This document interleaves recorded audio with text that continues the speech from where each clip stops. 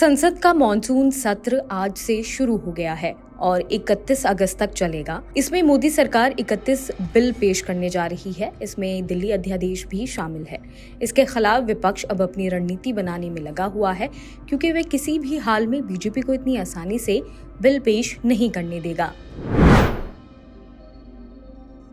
बताया जा रहा है कि इस बार का मॉनसून सत्र काफी हंगामेदार रहने वाला है, क्योंकि विपक्षी पार्टियों ने साफ कर दिया है कि वे सबसे ज्यादा मणिपुर हिंसा का मुद्दा उठाने वाले हैं। विपक्ष की शिकायत ये है कि मणिपुर पिछले 2 महीने से जल रहा है, लेकिन देश के प्रधानमंत्री ने अभी तक इस पर एक भी बयान जारी नहीं किया।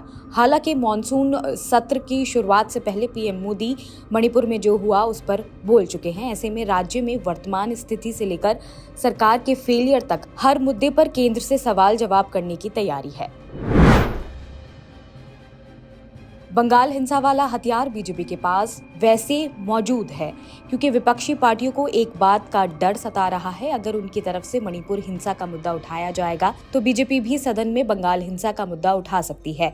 इसे ऐसे समझिए कि कांग्रेस की तरफ से बंगाल हिंसा पर ममता बनर्जी पर तीखे हमले किए गए हैं। ये नहीं भूलना चाहिए कि अधीर रंजन चौधरी की तरफ से जिस तरह से ममता पर गंभीर आरोप लगाए गए थे, जिस तरह से उन्हें पूरी हिंसा के लिए जिम्मेदार बताया गया था, ऐसे में बीजेपी भी मणिपुर हिंसा की काउंटर में बंगाल हिंसा का राग अलाप सकती है। उस स्थिति में कांग्रेस के लिए जवाब देना कुछ मुश्किल साबित हो सकता है।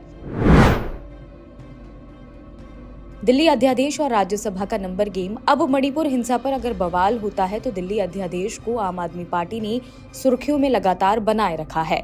एक तरफ सुप्रीम कोर्ट की तरफ से 5 जजों की बेंच बना दी गई है, तो वहीं दूसरी तरफ अरविंद केजरीवाल की तरफ से पूरे विपक्ष को इस मामले में एकजुट करने का काम किया गया है। उसी वजह से अब जब राज्यसभा में ये बिल पेश किया जाएगा, तब इसे पारित करवाने में बीजेपी के भी पसीने छूटने वाले हैं।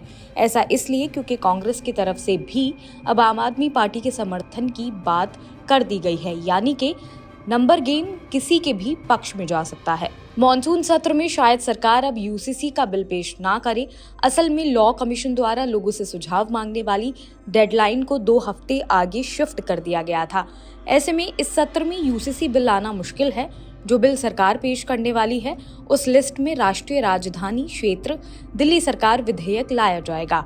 इसी तरह provisional collection of taxes bill, international monetary fund and bank bill, digital personal data protection bill, postal services bill, जन विश्वास bill, drugs, medical devices and cosmetics bill शामिल हैं। फिलहाल इस खबर में सिर्फ इतना ही। बाकी और खबरें देखने के लिए जुड़े रहिए जनसत्ता के साथ।